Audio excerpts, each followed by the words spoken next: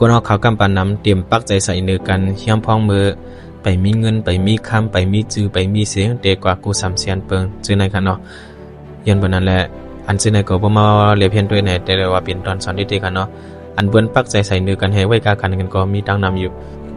ก้อยนะอันไขลัดยามเดียวในได้ก็เฮามาเรียนเพียนด้วยตองวงกวนเฮาอันใดหันอยู่ยามเดียวในกันเนาะกำนำมันดีเป็นเจ้านั้นเนาะยันบ่นั้นแหละเพิ่นได้เข้าใจคนอันมีเงินนำอันมีดังหุ้นนำอันมี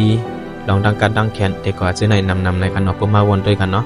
เพราะว่ากัดแขนมาในก็เปิ้นก็ติดปักใจใส่เฮาบ่มีจื่อมีเสียงมาในก็เปิ้นได้ปักใจใส่เฮาบ่มีเงินมีคำนำมาในก็เปิ้นได้ปักใจใส่เฮาในย้อนเปิ้นนั่นแหละหนังหือให้เปิ้นบ่ได้ปักใจใส่เฮาให้เปิ้นบ่ไว้กากันเฮา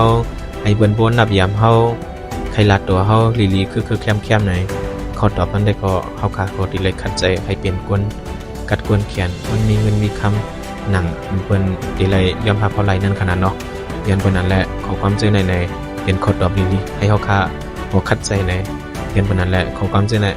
เปลี่ยนอันคึกเปลี่ยนอันแคมในสิจากมาแจกไฟบันนะครับไม่ซุงค่าบ๊ายบาย